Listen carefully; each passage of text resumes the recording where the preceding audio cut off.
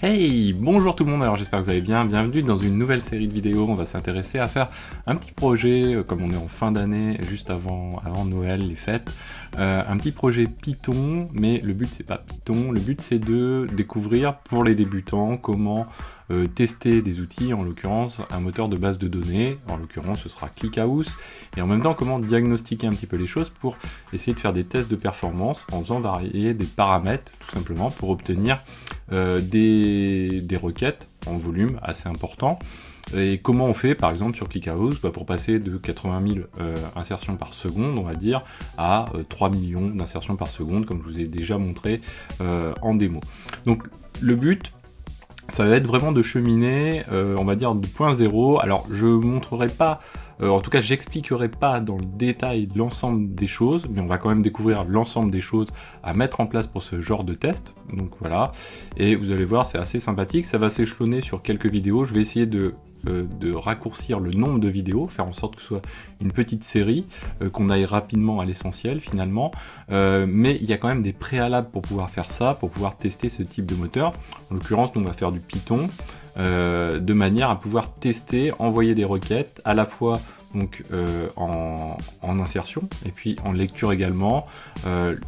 Trois éléments à retenir, ou en tout cas trois étapes importantes à retenir quand on teste un moteur de base de données, au moins à minima trois étapes, les vitesses, ou même quatre étapes plutôt, les vitesses d'écriture donc à tester, c'est un paramètre, un des facteurs primordiaux assez important, en tout cas ça dépend des workloads que vous avez, mais c'est ce qu'il faut tester, bencher, les vitesses de lecture bien sûr aussi également, donc en lecture, en écriture, les latences éventuellement, donc là c'est vraiment la vitesse à laquelle la requête va être considérée comme réalisée, à la fois en lecture et en écriture. Donc là quand je dis lecture, écriture, c'est l'ensemble aussi des paramètres qui constituent chacun de ces blocs-là. Donc en écriture, la vitesse d'écriture, le nombre de requêtes qui passent également, donc c'est des blocs assez importants.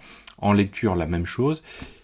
Le croisement des deux, c'est-à-dire réaliser des lectures et des écritures et voir les incidences entre l'un et l'autre. Parfois, voilà, on va accentuer les latences, on va réduire les performances, le nombre de requêtes, etc. Donc ça, c'est quelque chose d'important. Et puis, à ne jamais oublier quand on fait ce type de bench, c'est aussi l'incidence des opérations de maintenance qui peuvent être diverses et variées. Maintenance jusqu'au point critique, c'est-à-dire, premièrement, qu'est-ce qui se passe si on perd un des serveurs ? Est-ce qu'on perd le service? Est-ce qu'on dégrade le service? Dans quelle mesure on dégrade ce service? Et puis également sur des tâches plus courantes, c'est-à-dire la sauvegarde. Par exemple, quand on va réaliser une sauvegarde, qu'est-ce qui se passe? Même si c'est par exemple du simple snapshot, derrière on va manger des cycles CPU et donc potentiellement on va dégrader les performances de notre moteur. Donc ça aussi, c'est quelque chose qui est important à avoir en tête. Et puis, pour certains moteurs, ça dépend. Après, on va avoir d'autres tâches de maintenance qui peuvent être, par exemple, le fait de rebalancer ou de recharder, suivant les moteurs, les thématiques vont être différentes, mais en tout cas, de redistribuer les partitions quand on est sur des systèmes distribués. Donc ça, c'est quelque chose qui est aussi très très important à retenir. Donc, jingle, et c'est parti.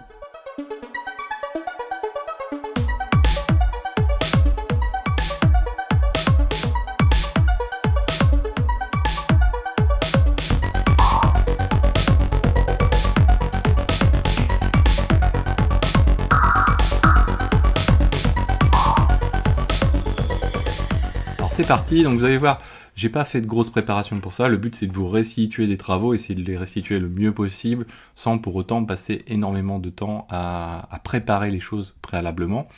Donc qui dit test, dit données, data, et là en l'occurrence, comme on est sur des choses où on va avoir pas mal de requêtes, par exemple en écriture, si on tourne à 3 millions d'écritures par seconde, potentiellement il nous faut quand même un test qui dure quand même plusieurs dizaines de minutes, donc il nous faut quand même un volume assez considérable de données, et il faut le trouver ce volume.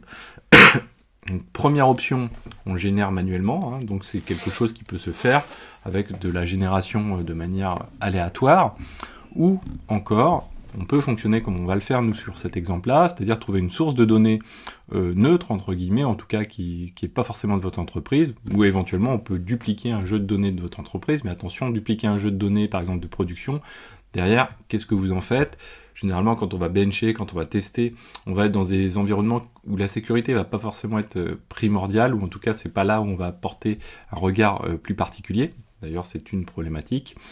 Et derrière, donc, embarquer des données, il faut faire attention au type de données que l'on embarque. Donc, d'où l'intérêt parfois d'utiliser des sources externes complètement, et c'est pas ce qui manque sur Internet. Encore est-il de trouver des sources en volumétrie suffisante, c'est pas si évident que ça.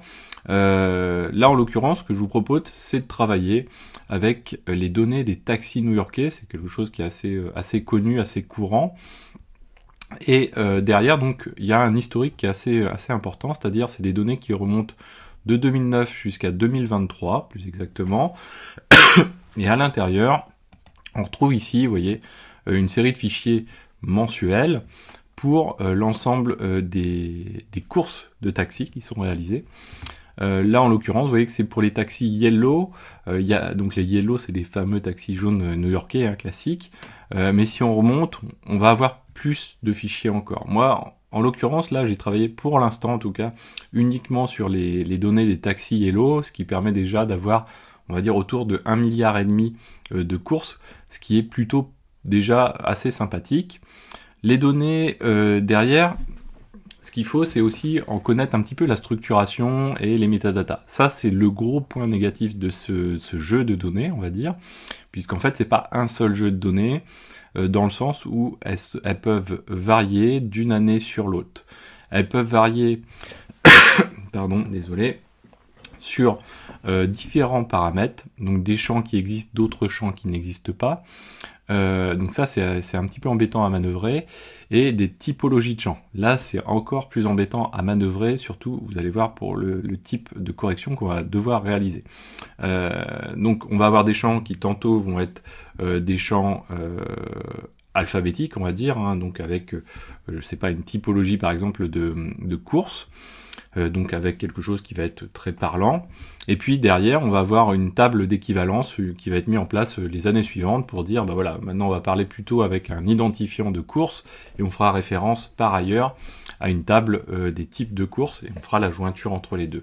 Donc ça, c'est quelque chose qui est pas facile à manœuvrer, et qui nécessite du coup de retravailler cette donnée, tout en ayant connaissance de quand les modifications sont intervenues, ou en tout cas prévoir une adaptation du code qui va permettre de rendre linéaire ces données. Et ça, c'est un peu le travail qu'on va voir aujourd'hui, en tout cas la partie amont, puisque donc, si on prend le cheminement des choses que l'on va réaliser, c'est que du coup, on va pas pouvoir exploiter directement la donnée, c'est-à-dire la prendre et dire je prends des fichiers et hop, j'insère dans ClickHouse. Ça va pas se passer comme ça. Ça va se passer en 2 temps, en l'occurrence. En tout cas, c'est un choix que j'ai fait moi-même. On a notre source des taxis new-yorkais. On va mettre comme ceci. Et à côté, nous, du coup, on va avoir un premier applicatif, ici, qu'on va appeler l'uploader. Alors, vous l'appelez comme vous voulez, un tititata, ce que vous voulez, ça n'a aucun intérêt. En tout cas, c'est mieux quand c'est un petit chouille parlant. Alors, pourquoi on appelle ça, j'ai appelé ça l'uploader? Parce que tout simplement, il va avoir juste un rôle très simple, c'est qu'il va récupérer tous ces fichiers localement, de manière temporaire, et il va les traiter un à un. Donc, il va récupérer chaque fichier un à un. Là, on va pas viser la performance sur cette opération-là. Elle est un chouille délicate quand elle est réalisée sur un seul serveur. Voilà, il y aurait moyen de performer plus, ça nécessiterait d'y passer un petit peu plus de temps. C'est pas là où j'ai souhaité le faire. Par contre, on va le faire par la suite sur ce qu'on appelle l'inserter. Donc là, on récupère la donnée, un fichier, on tire un fichier, on le dépose temporairement sur notre machine, donc ça va être une instance, une VM. On va le retravailler pour le rendre linéaire, et une fois qu'on a considéré qu'on l'a travaillé, on va le renvoyer vers un container S3, qu'on va dire, en tout cas un container Swift, mais c'est du S3, un bucket, peu importe le bucket quelconque. Et derrière, hop, je me déplace, on va pouvoir du coup avoir des fichiers standardisés, toujours mensuels, toujours par année et mensualisés, et on va pouvoir utiliser un deuxième outil qui, lui, notre objectif, ça va être d'être performant et de pouvoir faire varier sa performance. C'est-à-dire qu'on va parler multithreading, etc. On verra ça dans les prochaines vidéos, ça fera partie justement de ce cheminement un petit peu pour découvrir comment gérer la performance en matière d'insertion de données, par exemple. Ça sera notre premier run, ou en tout cas notre premier push là-dessus. Et derrière, donc du coup, à partir de ça, on va envoyer tout ceci dans un cluster ClickHouse.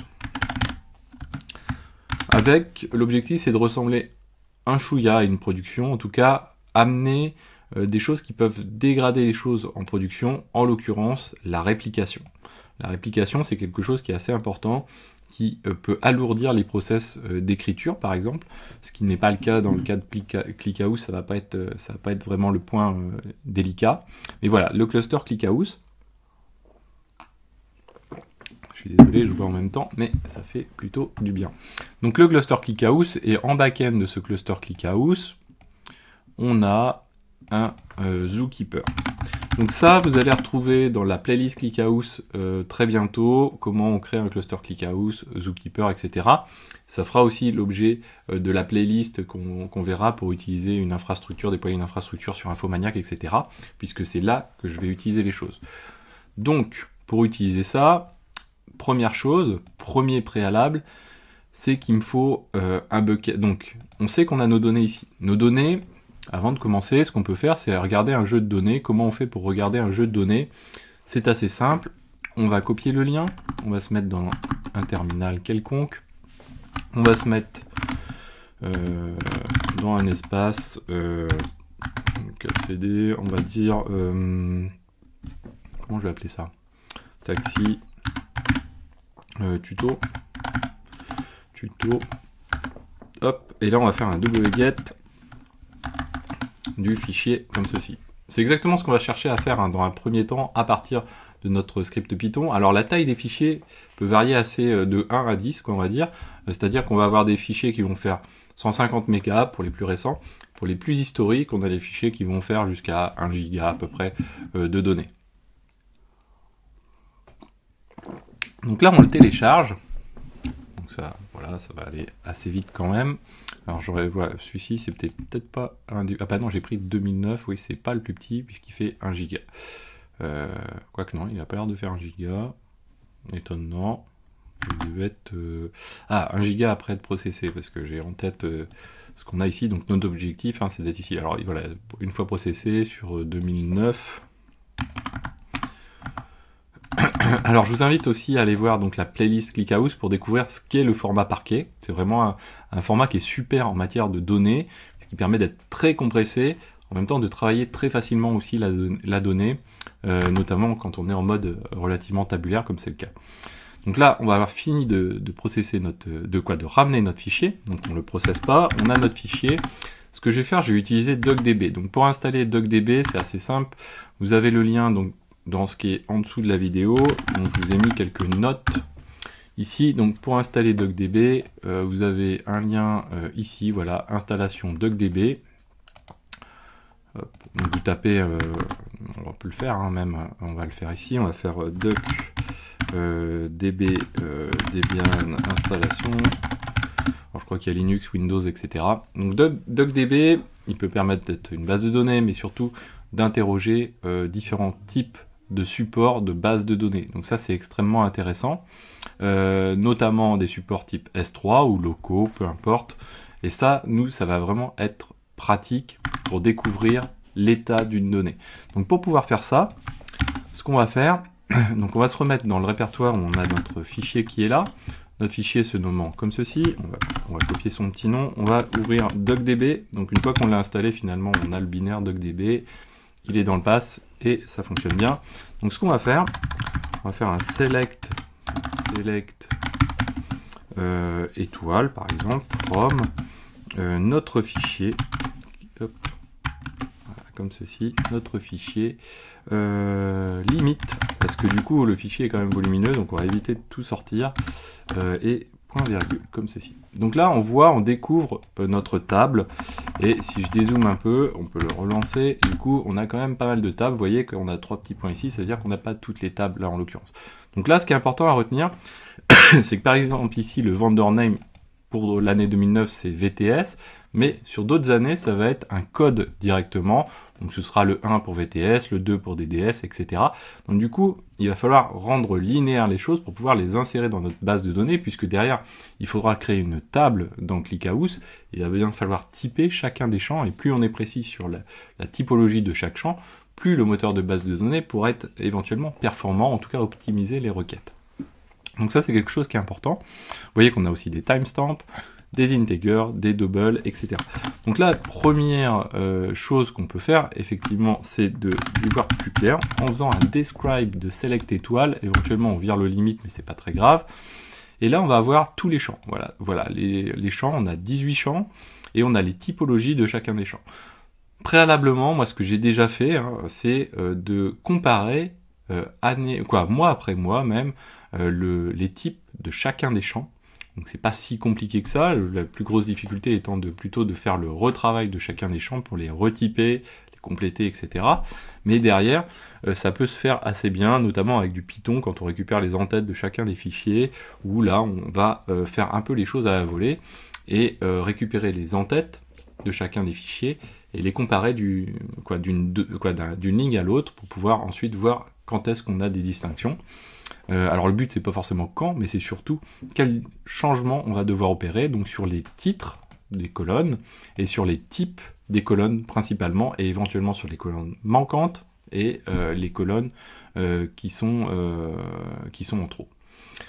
Donc derrière, voilà, j'ai fait ce travail là en préalable, donc je vais vous fournir le code de toute façon, mais c'est vraiment pour vous expliquer le cheminement de ce processing de données. Alors, on ne fait pas de la data science, mais en tout cas, ou de la data analyse, mais on va plutôt chercher à processer cette donnée. C'est déjà un début de processing de données qui est assez sympathique.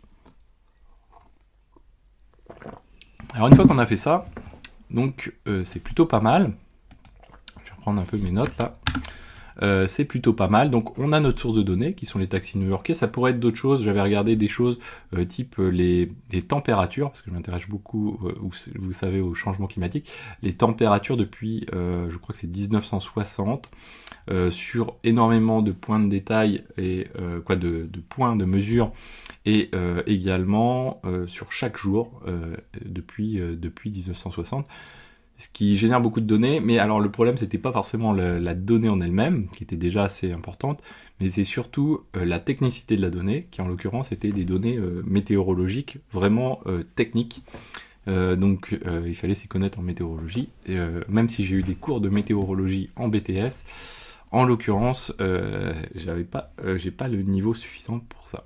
Mais j'ai pas dit mon dernier mot. Alors bref. Une fois qu'on a fait ça, il nous faut un bucket ou un container. Quand on parle de Swift, on parle de container. Quand on parle de S3, de GCS, etc., on parle de bucket. Là, en l'occurrence, je vais faire un clin d'œil à Infomaniac qui met à disposition toujours une infrastructure. Et ça, c'est extrêmement sympathique. Vous pouvez, sans obligation, vous pouvez vous créer un compte sur Infomaniac. Vous avez, alors moi j'ai un peu plus, mais vous avez 300 € gratuits. Moi c'est illimité dans le temps. Vous, de mémoire, vous êtes limité à 3 mois pour utiliser ces 300 €. Alors 300 €, hein, je peux vous dire, là, moi j'ai dépensé 120 €. Pourtant j'y étais comme un bourrin un peu dessus, même si je coupe à chaque fois, assez souvent quand je n'utilise pas, derrière j'ai quand même utilisé des machines assez substantielles, notamment pour faire les tests sur ClickHouse. Donc du coup ça veut dire que vous pouvez vraiment y aller assez franchement, et c'est assez pratique. Alors si vous l'utilisez dès maintenant, attention, parce que on fera une autre playlist qui sera aussi extrêmement intéressant sur le cloud d'Infomaniac, en tout cas avec le cloud d'Infomaniac. Là en l'occurrence, qu'est-ce qui se passe? Eh bien moi c'est très simple. Au jour d'aujourd'hui, j'ai pas besoin d'instance. Ce que je veux, c'est développer un code local sur mon laptop qui va faire cet effort, c'est-à-dire de récupérer la donnée des taxis new-yorkais et qui va l'injecter dans un S3. Donc pour ça, il me faut ici un bucket qui sera vide au début. Donc moi j'ai déjà créé ce bucket, on peut le créer ici, mais derrière il faut créer les credentials qui vont avec pour pouvoir s'y connecter. Donc pour faire ça, je vous ai remis dans la description de la vidéo plusieurs liens qui sont intéressants. Premier lien, ça va permettre de lister les credentials que vous pouvez créer également sur OpenStack, puisque c'est le cloud en question.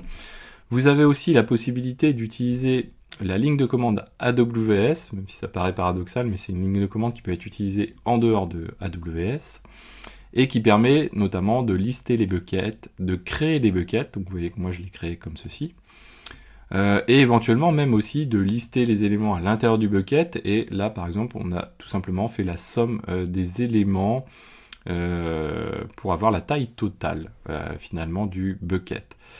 Ensuite, alors ça c'est quoi? Ça c'est d'autres documentations. Vous avez la documentation d'Infomaniac qui est assez bien faite sur ces éléments-là. Vous avez l'ensemble des éléments qui vous permet de décrire comment créer ce container, ce bucket finalement. Donc c'est S3 compatible, c'est-à-dire que c'est pas du S3 de base, mais nous en l'occurrence on va pouvoir l'utiliser grâce notamment à la lib mini.io qui permet avec Python de se connecter à ce container. Vous avez un autre wiki aussi qui explique un peu les mêmes choses que sur la doc Infomaniac de base. Et vous pouvez aussi utiliser d'autres outils pour consulter. Vous avez S3CMD par exemple que vous pouvez utiliser. Vous avez aussi la possibilité de le monter, c'est pour ça que je l'ai mis ici, S3FS qui permet de faire un file system S3 sur une instance, donc c'est assez sympathique. Et ce qui est pour les données. Donc maintenant, on va s'intéresser à comment on a processé la donnée et le cheminement pour pouvoir le faire. Moi, ce que je vais vous faire, c'est qu'on va reprendre le code point par point. Hop, c'est ce code-là, on va se le faire ensemble. Et je le lancerai à partir d'où on est, je supprimerai quelques fichiers, parce que le but aussi, c'est d'avoir un script s'il plante qui puisse repartir d'un élément cohérent pour pouvoir ne pas perdre de données, c'est-à-dire ici si je coupe l'uploader en cours de route qu'il n'a pas fait les 173 fichiers, bien qu'il soit en mesure de redémarrer là où il en est, en tout cas sur les fichiers qui n'ont pas été traités. Donc ça c'est aussi quelque chose qui est important. Donc c'est parti pour le petit bout de code de Python. Alors vous allez voir c'est pas si petit que ça finalement. Nous donc on est ici, on va supprimer le yellow ici, voilà, on démarre bien de 0. Première chose, qu'est-ce qu'il va nous falloir? Il va nous falloir un virtual env pour pouvoir développer en Python. C'est toujours mieux puisqu'en fait on va installer des librairies et autant qu'elles soient spécifiques vraiment au contexte dans lequel on veut faire tourner notre applicatif ou nos applicatifs qu'on fera tourner par ailleurs. Donc pour ça, c'est très simple, on va utiliser un fichier de type... je vais utiliser un fichier de type makefile, mais avant, on va faire un sudo apt install de python 3-pip, donc de manière à pouvoir avoir l'installeur pip pour installer des différentes librairies. Et on va installer également python 3-python 3.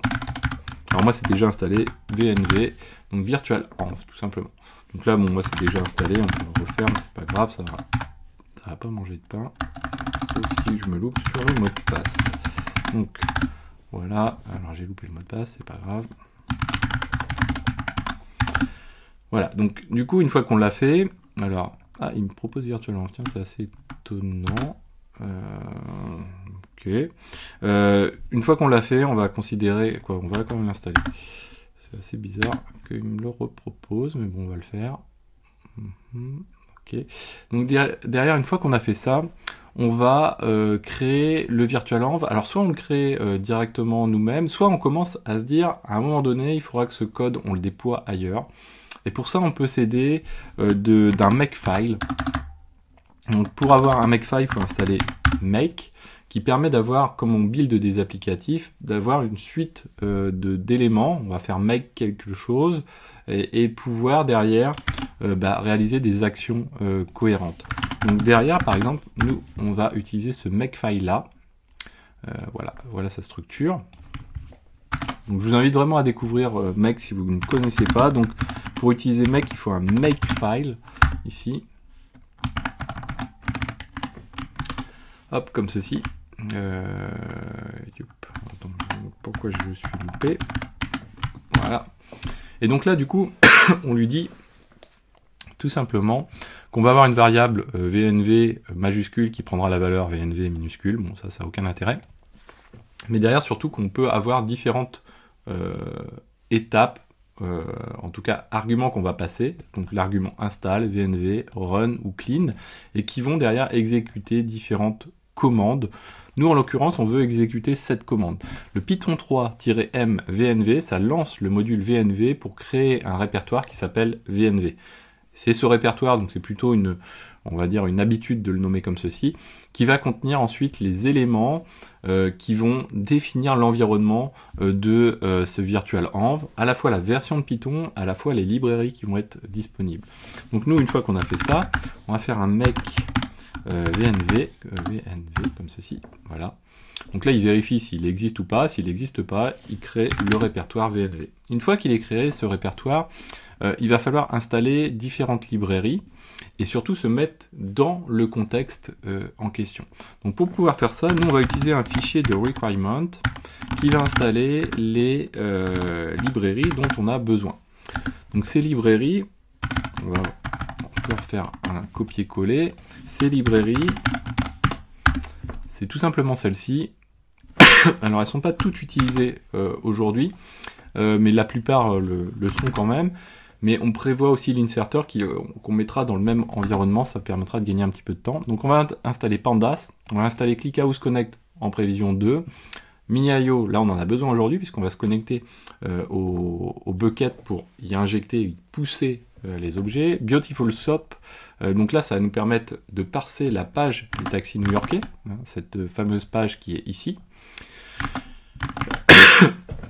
LXML, ça permet de retravailler le Beautiful SOAP suivant un format spécifique XML. Donc enfin, on va pas rentrer dans les détails.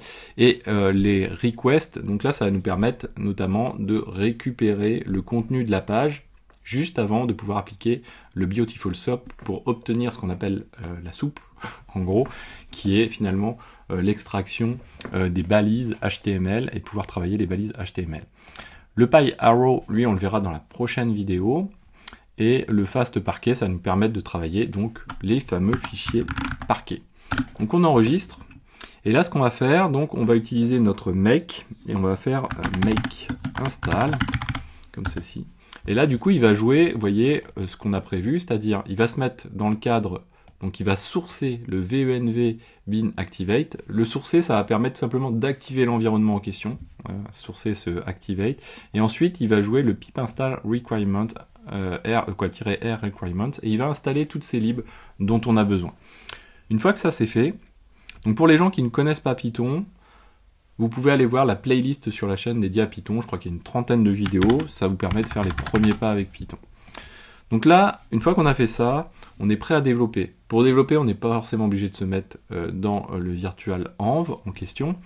Nous, ce qu'on peut faire, alors je vais regarder que j'ai pas oublié d'éléments parce que je fais tout un petit peu à la va-vite. Donc là, il y a plein de choses, mais qu'on reverra plus tard éventuellement, mais c'est pas forcément nécessaire dans d'autres cas de figure. Donc nous, ce qu'on va faire, ici, on va ouvrir un Visual Studio Code, ici, voilà, toc, tout neuf. Et on va créer un fichier. Donc on va se mettre, alors je vais zoomer un poil, voilà, on va se mettre ici. Et on va créer notre fichier qui s'appelle par exemple celui-ci uploader.py. Donc très innovant. Hop là, pourquoi il est parti là-dessus lui What? Qu'est-ce qu'il m'a fait hop, moi ce que je veux c'est être ici, voilà. Ah oui, j'ai fait une bêtise, ok. Uploader.py, ok. Voilà, donc du coup on va zoomer un petit peu, du coup il reconnaît qu'on est sur Python, j'ai l'extension qui permet de gagner un petit peu de temps également, on va pas, aujourd'hui ça va pas être forcément la nécessité. Donc nous, qu'est-ce que l'on va faire? Alors première chose, là c'est, vous pouvez le faire à l'aveugle, vous pouvez essayer de comprendre un peu plus les choses, je vous invite à essayer quand même de les comprendre. Première chose, on va importer les librairies et les éléments, donc les méthodes des librairies qu'on va réellement utiliser. En l'occurrence, on va utiliser OS, IO, alors IO je crois qu'on l'utilise pas, mais c'est une option qui pourrait être possible si on veut travailler le fichier en mémoire plutôt que le déposer sur la machine.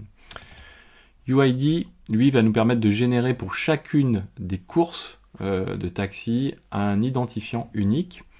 YAML, il va nous permettre de configurer, de mettre en place un fichier de configuration externe pour stocker notamment la configuration, y compris les identifiants et mots de passe.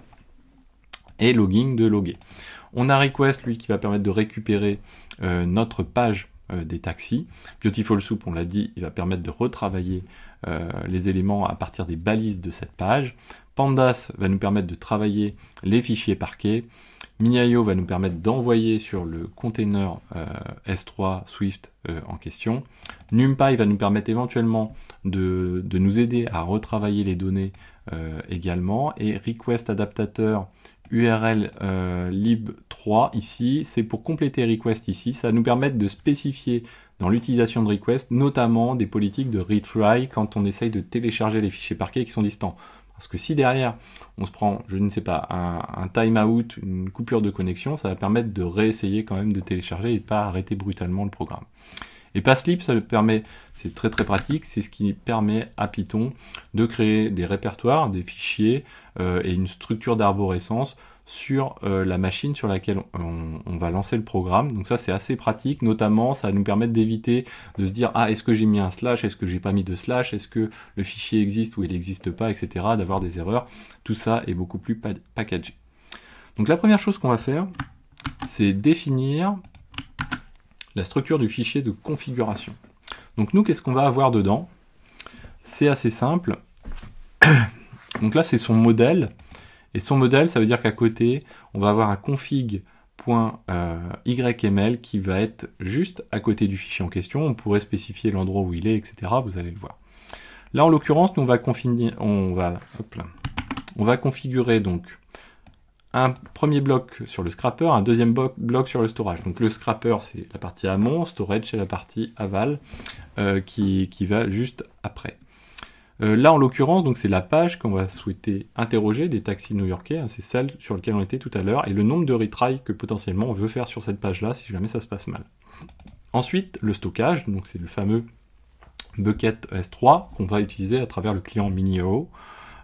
Et Mini.io, derrière, eh bien, on va lui dire une URL en particulier. Nous, en l'occurrence, on utilise le Cloud Infomaniac, donc ce sera cette URL-là. J'ai généré un access key, un secret key. Donc là, on a exactement ça dans le fichier de config qui est juste à côté. Je ne vais pas vous le montrer, mais il est déposé juste à côté de notre répertoire. Et il y a juste dedans en plus, donc l'access key et le secret key qui sont contenus dedans. Le nom du container qu'on a créé préalablement, je vous ai montré la documentation et on peut le créer en ligne également. Et puis le niveau de log. Alors une fois qu'on a fait ça, qu'est-ce qui se passe? Première chose, c'est qu'il faut qu'on aille récupérer les éléments du coup de configuration qui sont contenus dans le fichier qui est juste à côté. Donc pour faire ça, c'est très simple. Première chose, on va essayer de récupérer le local path d'où exécuter notre uploader.py pour dire, bah écoute, du coup on va prendre le fichier juste à côté, mais c'est bien c'est mieux de connaître la localisation exacte. Donc pour ça, c'est très simple. On va faire un local path et on va utiliser notre fameux path pour faire parcourir tout simplement le path. À partir de notre fichier file, donc c'est uploader.py, on va récupérer les directories qui l'imbriquent et on va garder le chemin absolu de l'ensemble de ces éléments-là. Ce qui va nous permettre ensuite de pouvoir dire, eh bien écoute, si il y a un fichier qui existe que ce fichier est la concaténation du local path, c'est-à-dire l'ensemble du directory plus config.yml, bien à ce moment-là, on va pouvoir procéder à ce qui est juste en dessous. Donc vous voyez bien l'imbrication. On join, ça nous permet de prendre le directory qu'on a calculé avant et d'y ajouter le slash config.yml. Et si ce fichier-là existe, if isFile, si ça c'est bien un fichier, à ce moment-là, on l'ouvre, donc on fait un with-open, classique en Python, et on with-open quoi? Le join qui est juste au-dessus. Alors là, ça, on aurait pu le remettre, faire fonctionner un petit peu différemment, on aurait dû mettre tout dans la même variable, mais c'est pas grave. Ça, on l'ouvre en lecture, on n'a pas besoin d'en faire autre chose que ça, et on dit qu'on va pouvoir le manipuler avec la variable yml file. Une fois qu'on a fait ça, on définit une variable qui s'appelle YAML settings, et ce qu'on va faire, on va utiliser notre fameux notre fameuse librairie YAML et la méthode load qui va permettre de loader, de charger le fichier YAML et de faire en sorte qu'on pourra le parser comme on le souhaite avec Python en utilisant le loader YAML.fullLoader. Donc là, c'est beaucoup de termes, mais finalement, on peut en faire une abstraction et rester à ce que je vous ai dit. Il n'y a pas besoin d'en faire plus que ça, parce que derrière, finalement, c'est assez simple. On va utiliser cette variable YAML settings, qui finalement se représente un peu sous forme de dictionnaire. Et on va pouvoir parcourir, vous voyez, la structure que l'on a, donc dire que dans Scrapper Target Page, eh bien, on va affecter cette valeur-là à la variable Target Page. On fait pareil avec le retry on page, pareil pour Minio URL, pareil pour Minio Access Key, Secret Key, Minio Container et Log Level. Donc à partir de ça, on a chargé toutes ces variables qui vont être les seules nécessaires à utiliser pour pouvoir lancer notre programme. Ensuite, dans les choses qui sont, on va dire, génériques à notre programme, qui peuvent être définies préalablement, on a aussi l'aspect de la configuration du système de log. Donc là, c'est assez simple aussi. On va utiliser donc notre fameuse librairie logging et on va dire qu'on va lancer une méthode qui s'appelle basic-config en définissant le log level à partir justement de cette variable qui est mise dans le fichier de configuration qui est juste à côté. Et ça va définir le level en question de basic-config en chargeant la méthode comme ceci. Une fois qu'on a fait ça, on va définir un getLogger qu'on appelle root. C'est simplement lancer un logger, c'est-à-dire un outil qui va écouter des événements de log, que vont lui envoyer donc des méthodes spécifiques, et qu'il va pouvoir ensuite afficher suivant justement la configuration qu'on va faire juste après. Donc on va lui dire qu'on va créer un handler, on va utiliser un handler, le 0 en l'occurrence, donc qu'on appelle HDLR sous forme de variable, et derrière, on va aussi utiliser donc toujours cette librairie logging, mais une autre méthode, la méthode formateur, qui va nous permettre de dire, ok, ce handler, donc logger plus généralement, va pouvoir utiliser le format qu'on va définir nous-mêmes, qui est celui-ci, qui permet finalement d'avoir un format en JSON, avec la date, le timestamp, le niveau de level des logs en question et le message qui correspond.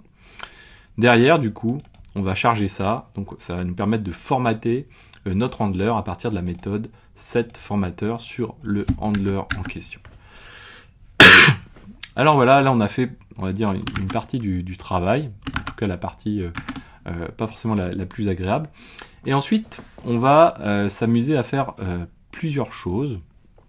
Première chose, on sait qu'on va devoir se connecter en tout cas on a une connexion à réaliser avec le Minio, donc la librairie Minio, à notre bucket, finalement, on va l'appeler trivialement un peu comme ça, même si c'est marge d'erreur.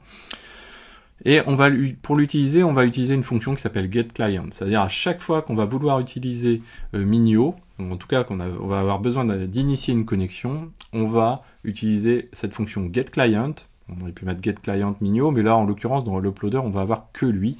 Donc, on va faire un getClient, et hop, ça va nous retourner un client qui va nous permettre d'utiliser des méthodes spécifiques à ce client, donc le client Minio, par exemple, pousser des objets. Donc, pour faire ça, il nous faut l'URL du Minio, qu'on reprend ici du fichier YAML, qui finalement se reporte lui à la target page et donc à la Minio URL, donc à notre source, notre Minio sur Infomaniac, l'access key et le secret key, c'est tout, et ça fonctionne. Donc ça, c'est un premier élément.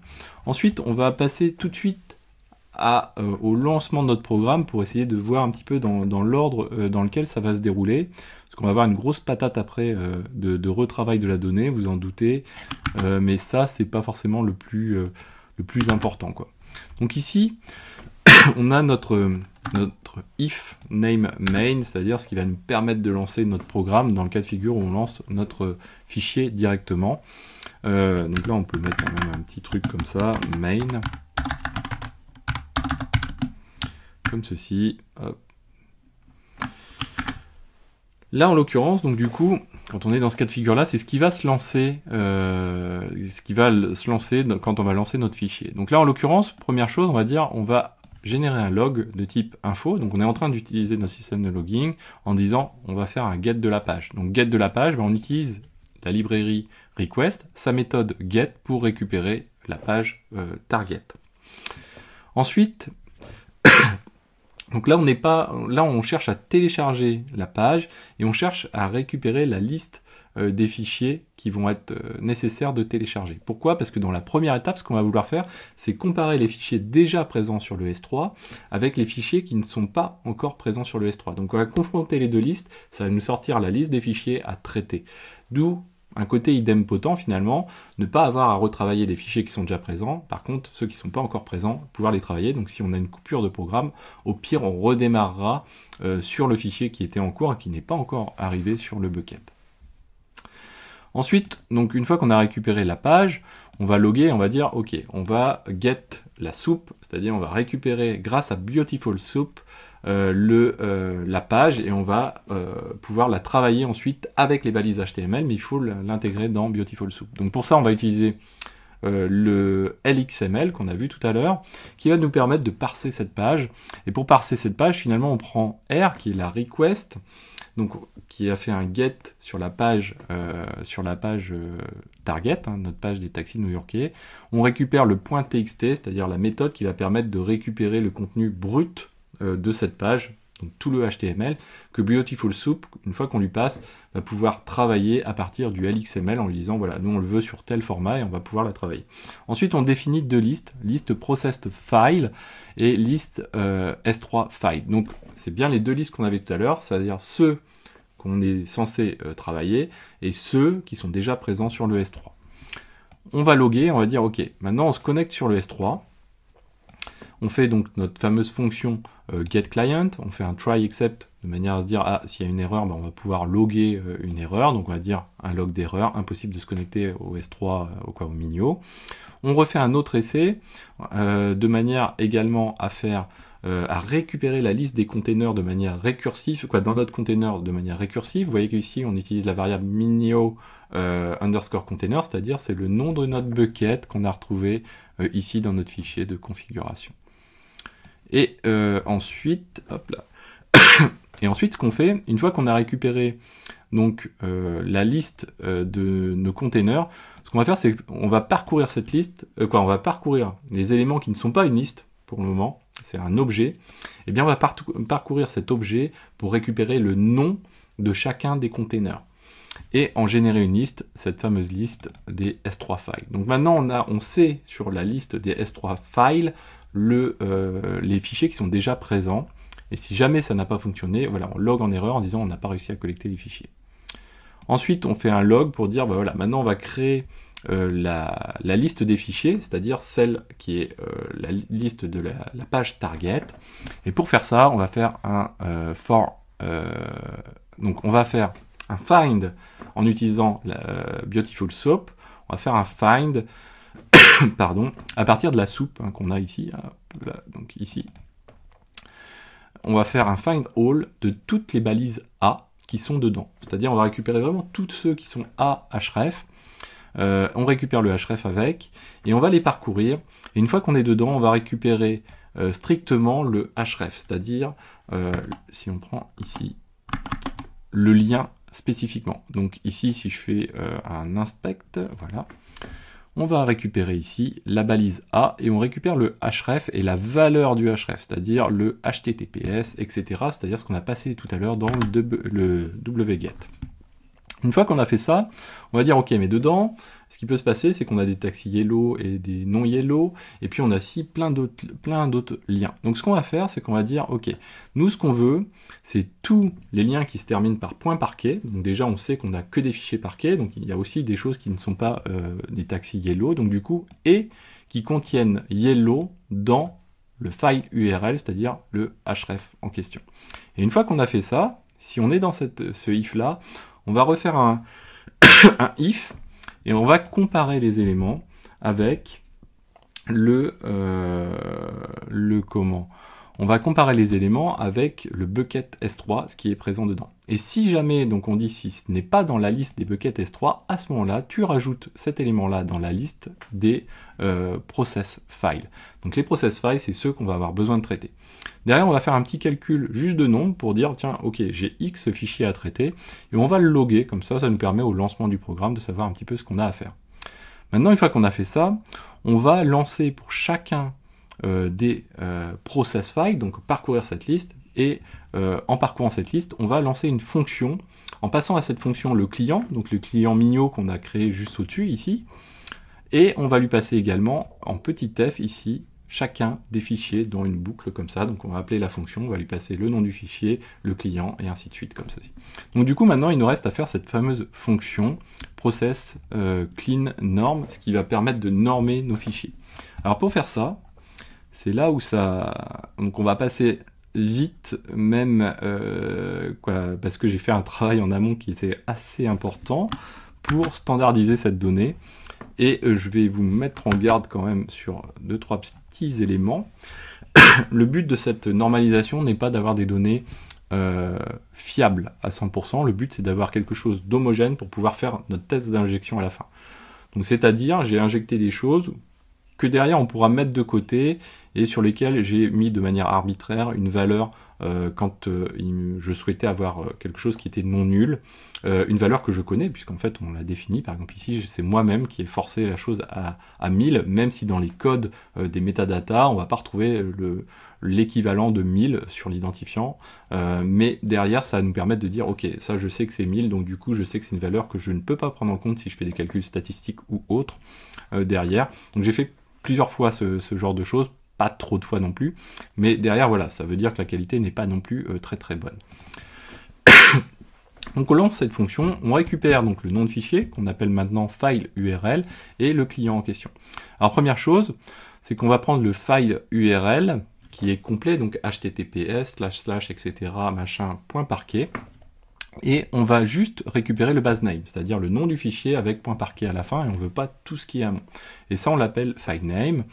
On va ensuite dire, on va avoir deux types de fichiers. Le premier fichier, c'est celui que on importe, hein, donc avant processing, et donc c'est donc un fichier qui va être temporaire et qu'on va supprimer assez rapidement.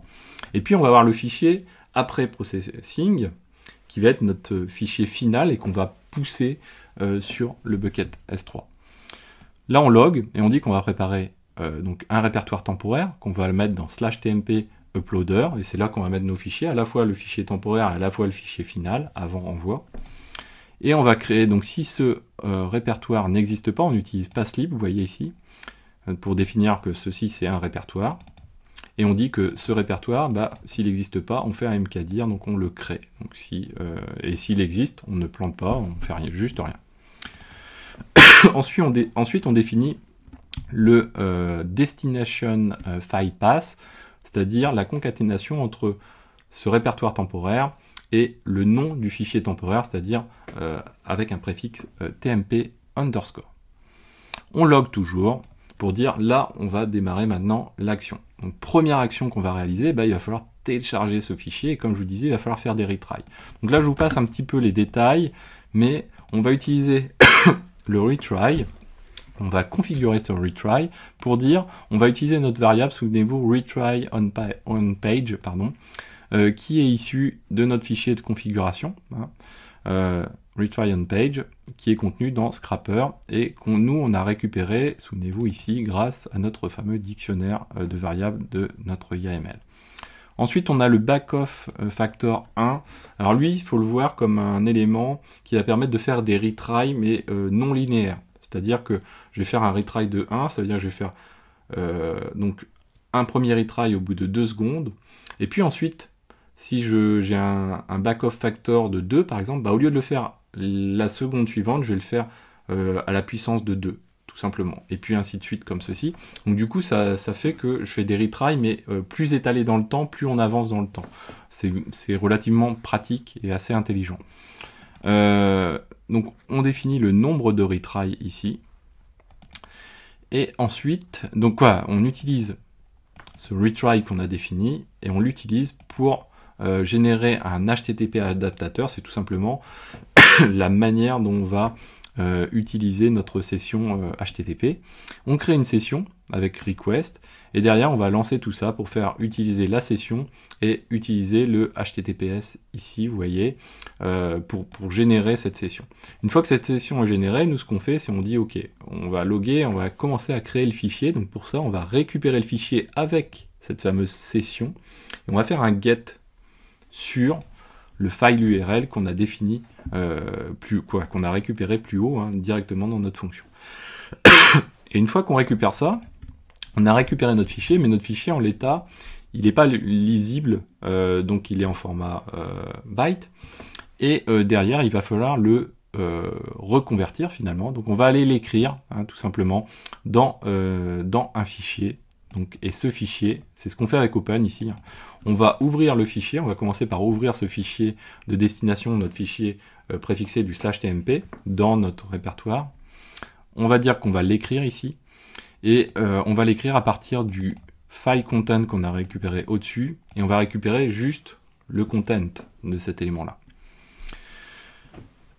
Là, il faudrait creuser plus, hein, il faudrait vraiment donner plus de détails, mais on va y passer des heures si je le fais. On log ensuite, et on dit, on va utiliser, donc c'est un fichier parquet, on le sait, on va utiliser donc pandas, donc c'est pour ça que vous retrouvez ici PD, tout simplement parce que ici, notre librairie, on a mis un alias pour pandas, et derrière ce pandas qu'on va faire, on fait un PD, et on va utiliser le read parquet, la méthode read parquet, vous avez read CSV, read SQL, quoi, du SQL, peu importe, vous avez plein de choses, S3, etc. Nous, on va le faire comme ceci, ce qui nous permet déjà de savoir qu'on a un parquet, et on le transforme en data frame. Data frame en Pandas, c'est extrêmement puissant. Ça va permettre de manipuler des tableaux très très grands et relativement facilement sur l'intégralité des colonnes ou des lignes assez facilement. Alors ça prend un petit peu de mémoire, mais c'est extrêmement pratique. Donc là par exemple, donc, on commence par générer des colonnes qui n'existaient pas. Par exemple, moi je vais rajouter une colonne qui va mentionner le nom du fichier qui s'y rattache. Donc ça, c'est quelque chose qui est assez pratique. Donc du coup, pour le faire, c'est très simple. Au lieu de dire à parcourir chaque ligne, rajouter des éléments, là on va juste faire data frame, le nom de cette nouvelle colonne, et on va dire qu'elle prend la valeur du file name, tout simplement. En dessous, on fait à peu près le même principe, c'est-à-dire on va générer une colonne avec un UID. Comme je vous disais, on va avoir un UID pour chacune des courses. Eh bien, on va faire un dataframe.apply, une méthode pour alimenter le contenu de cette colonne. Et là, on va utiliser une lambda. On va pas rentrer dans le détail non plus, mais cette lambda, ce qu'elle fait, c'est qu'elle transforme en string un UID qui est généré, vous voyez ici, par une méthode, donc par la librairie UID et la méthode UID4, et ça le transforme en string tout simplement. Ensuite, donc du coup, on va prendre chaque colonne une à une et on va lui appliquer des règles de normalisation. Donc là, en l'occurrence, on a plusieurs cas de figure. Je ne vais pas vous le faire pour toutes les colonnes, mais on a plusieurs cas de figure. Donc là, ce qu'on dit, par exemple, c'est si la colonne se nomme avec des P majuscules et un C majuscule passenger count, donc si on a ça dans le nom des listes, des colonnes de notre data frame, à ce moment-là, ce qu'on va faire, c'est qu'on va renommer la colonne. Et ce qui se nomme passenger underscore count, on va le renommer passenger underscore count, mais tout en minuscule. Et la modification, on l'a fait in place. C'est-à-dire qu'on ne va pas charger deux fois le data frame en mémoire, on va le faire vraiment sur place, ce qui est assez, ce qui permet d'optimiser un petit peu notre programme. Ensuite, ce que l'on a, c'est ici, on va dire que on va définir, on va essayer de localiser quand dans notre data frame on a notre colonne passenger count. Et quand on a passenger count, mais que celui-ci, donc que cette colonne contient une valeur vide, ce qu'on va faire, on va dire que cette colonne passenger count va prendre la valeur 100, tout simplement de manière arbitraire. Et après, ce qu'on va faire, c'est qu'on va dire également que si jamais on a des colonnes nulles de type NA, donc pour passenger count, vous voyez, c'est ce qu'on applique ici, on va dire que cette colonne passenger count va prendre la valeur de 100 également quand on a aussi une valeur nulle. Donc ça c'est assez pratique parce que ça va nous permettre de normaliser et de dire voilà tout ce qui est vide, parce qu'on ne peut pas accepter des vides pour pouvoir insérer dans ClickHouse derrière à partir d'un data frame. Vous verrez ça quand on fera l'inserteur dans la prochaine vidéo. Donc ça on va le faire, et à la fin on s'assure qu'on ait bien tout ça en integer 64, parce que sinon on ne pourra pas avoir un format, un type standard pour notre colonne passenger count dans notre ClickHouse. Et on va appliquer ces règles-là assez souvent. Là, par exemple, ici, voilà, on a trip distance. On sait que des fois, il se nomme trip sans majuscule et distance sans majuscule. Et bien, des fois, il a une majuscule. Donc, du coup, hop, pareil, in place, on va renommer la colonne. Dans d'autres cas de figure, vous voyez ici, on a le cas de figure que je vous évoquais au tout début, c'est-à-dire que des fois, on a nominativement, en tout cas, on a le type de paiement qui vaut crédit, qui vaut cash, mais qui ne vaut pas la valeur numérique, un identifiant numérique. Donc là, en l'occurrence, une clé numérique. Et du coup, là, on fait les correspondances pour passer tout ce qui n'est pas numérique en numérique et se dire, ok, il faut que ça corresponde avec la la nomenclature en cours. Donc par exemple, on a ça pour crédit, cash, no charge, dispute, et on fait correspondre à 1, à 2, à 3, à 4, et du coup, on remplace par des valeurs numériques les champs qui ne sont pas numériques pour les paiements, par exemple. Et on s'assure à la fin qu'on a bien tout ça en integer 64 pour que ça puisse fonctionner. Et si jamais on a une colonne qui reste avec payment type ici, mais normalement on ne doit pas en avoir, on fait un drop, mais normalement on ne doit plus en avoir. Ensuite on va supprimer quelques colonnes que je ne souhaite pas utiliser, parce qu'elles ne me parlent pas et ça n'a pas d'utilité pour faire des tests notamment de bench. On supprime cette colonne là, on supprime cette colonne-ci, on fait tout ça in place, hein, toujours pareil. Ici, celle-ci, on va la renommer. Ici, on la renomme. Ici, on la renomme. On renomme toujours, on renomme encore. Et ensuite, ici, on va continuer à faire nos conversions comme on a fait tout à l'heure. Hein, souvenez-vous, avec le 100, bah là, on va faire avec du 1000 sur le même principe, sur le rate code. Et on renomme en même temps, vous voyez, les majuscules, on les passe en minuscules.